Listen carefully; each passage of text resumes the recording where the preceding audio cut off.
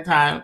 And I didn't see go live. So sorry, hopefully before I jump, if I can answer some of your questions. You guys, you see my brain is like, and then my daughter, I have a daughter in high school, and she swims. So some days she has to be in school at 6:30 a.m. and we live an hour away from school. So like I had to be out of my house by like 5:45 this morning, and sometimes, their workload is just crazy. My workload is crazy. So I need to do better than this 4 or 5 hours of sleep because, my brain is just kind of like, whatever. Okay, I filed for VAWA in November of last year, so 2024, and I did my biometrics in January. I still haven't heard or received anything while I wait. How long does it usually take for me to receive a work permit?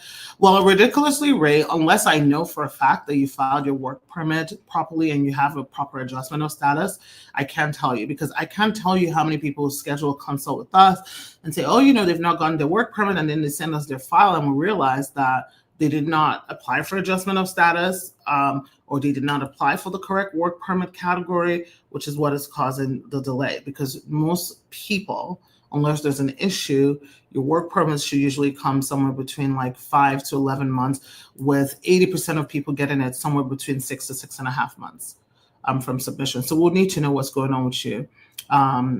I'm currently pregnant and a permanent resident. I plan on traveling back home this December. Given the current immigration climate, is it advisable to travel? Heck yeah. Why shouldn't you travel? You're a green card holder. Guys, stop the madness. You can travel. You are a green card holder.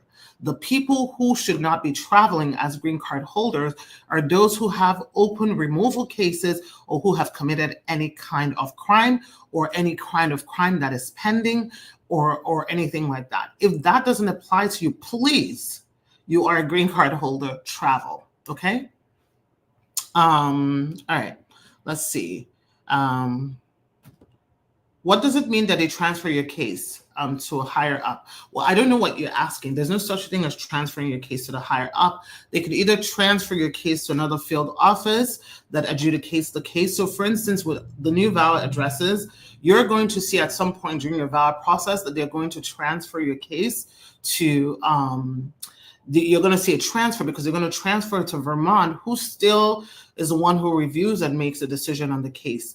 So you're going to see that. But if you mean that you called on the phone and they referred you to a tier 2 officer, that's usually because the first initial call, those people, how can I say this in a very positive way? Those people are usually just the first level where they're just giving you very surface stuff and haven't really delved in deep into the case and don't really know what is going on with the case.